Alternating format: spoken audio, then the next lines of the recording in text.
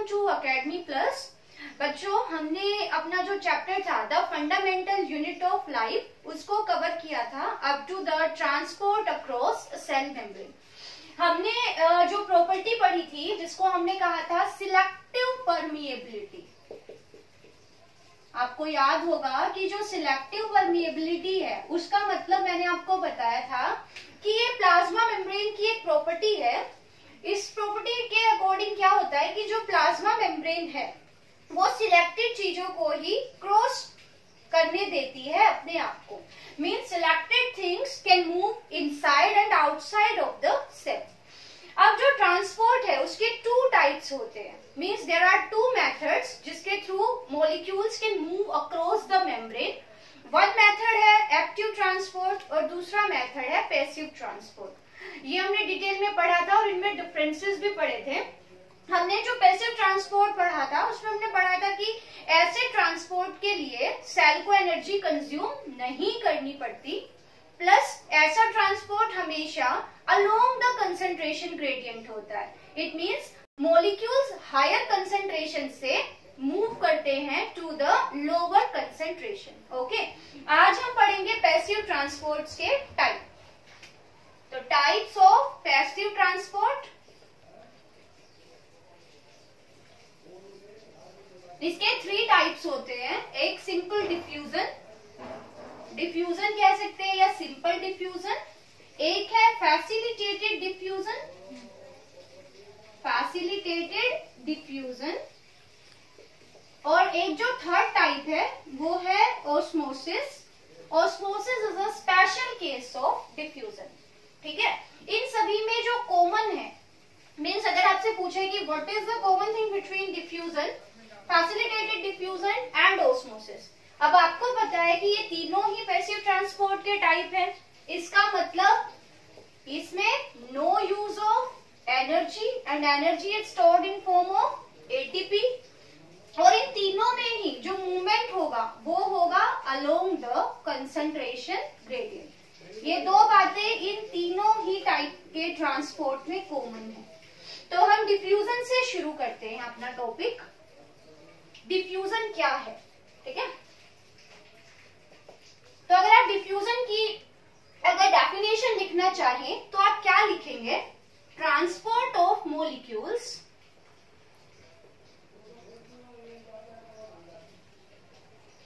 From their higher concentration to their lower concentration।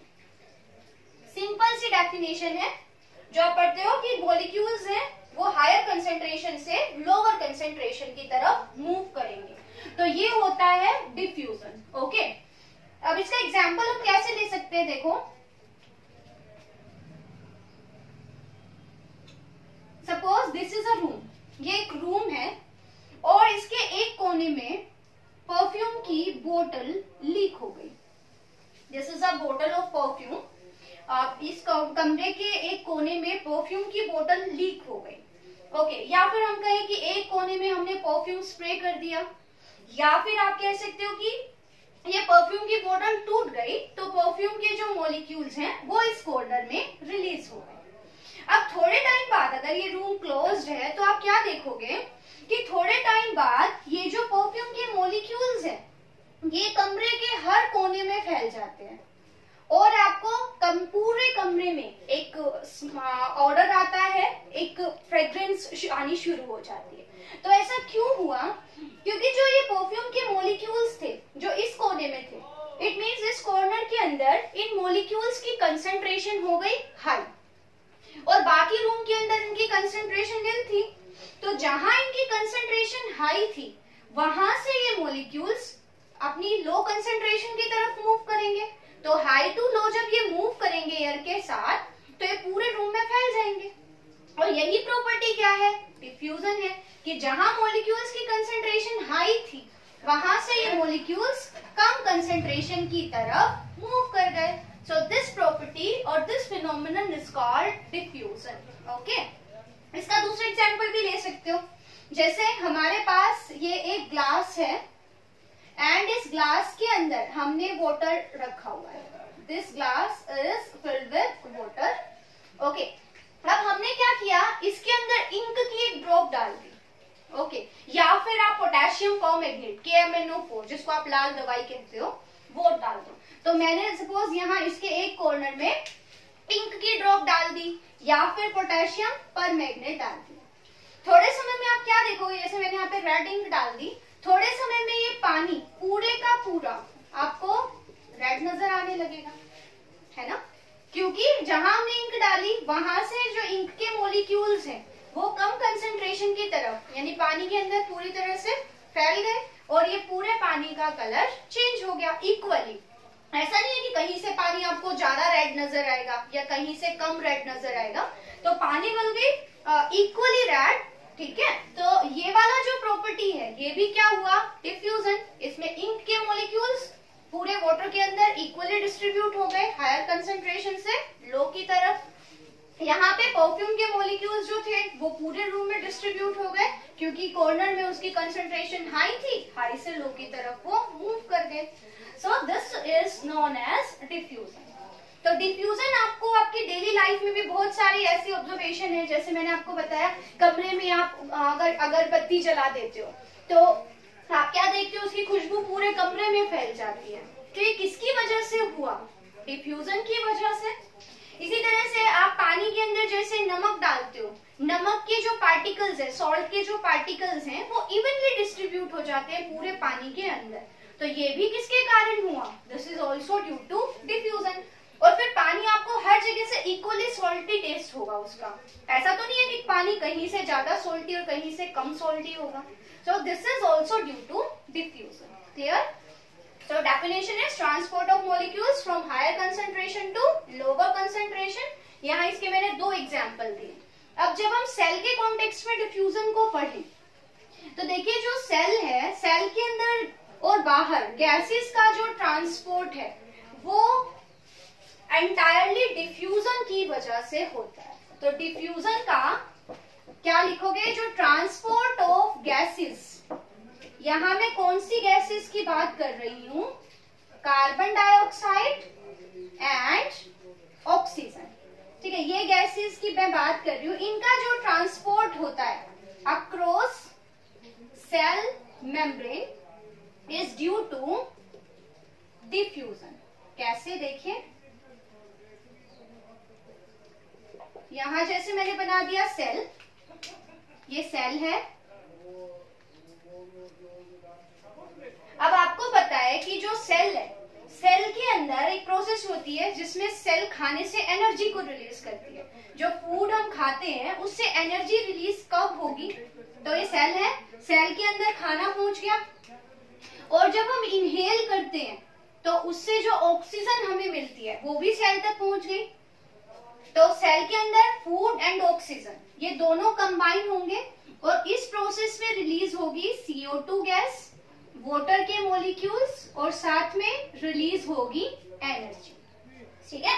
This process occur in our every cell, हमारी हर cell के अंदर ऐसा ही हो रहा है कि खाने से एनर्जी रिलीज हो रही है और इस एनर्जी की हेल्प से सेल अपनी सारी एक्टिविटीज कर पा रही है।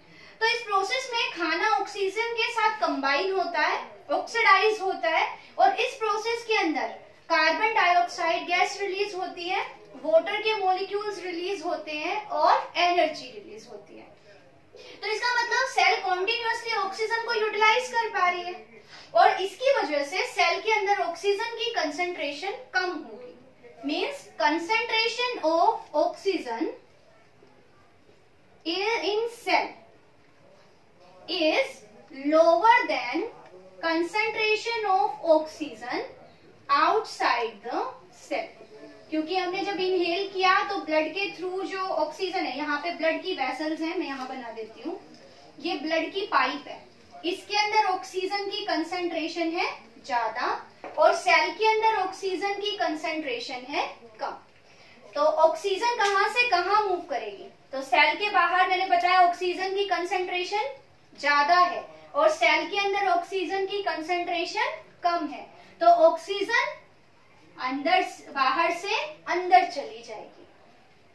फिर से सुन लीजिए, जो ब्लड है, जैसे लंग्स है, लंग्स जो हम एयर इनहेल कर रहे हैं वो सारी लंग्स के अंदर जा रही है। लंग्स में से ऑक्सीजन ब्लड में गई, इसका मतलब ब्लड में ऑक्सीजन की कंसंट्रेशन ज्यादा हो गई। सेल को ऑक्सीजन चाहिए लगातार, सेल के अंदर ऑक्सीजन की कंसंट्रेशन है कम, तो सेल बाहर से ऑक्सीजन लेगी, ब्लड से लेगी, और ब्लड के अंदर क्योंकि कंसंट्रेशन ज्यादा है तो ऑक्सीजन के मॉलिक्यूल्स डिफ्यूजन के थ्रू सेल के अंदर चले जाएंगे। So movement of oxygen blood से सेल में, ये किसके थ्रू हो रहा है? डिफ्यूजन के थ्रू। ओके, अब अगला जो CO2 का केस देखिए, आप देख रहे हो कि यहाँ CO2 रिलीज हो रही है।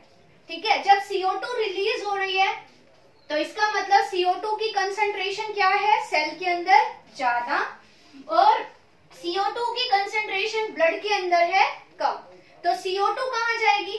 सेल के अंदर से सेल के बाहर। ओके, तो यहाँ पे हम क्या देख रहे हैं कि जो ऑक्सीजन है वो सेल के पास आ रही है अंदर ब्लड से, क्योंकि ब्लड में ऑक्सीजन की कंसंट्रेशन ज्यादा है, सेल के अंदर कम है, तो ऑक्सीजन के मॉलिक्यूल स्पॉन्टेनियसली खुद ही मूव कर जाएंगे हाई कंसंट्रेशन से लो की तरफ। सिमिलरली सेल के अंदर कार्बन डाइऑक्साइड बन रही है, तो CO2 की कंसंट्रेशन सेल के अंदर है ज्यादा, सेल के बाहर है कम, तो CO2 के मॉलिक्यूल सेल के बाहर चले जाएंगे। और ये सब किसकी वजह से हो रहा है?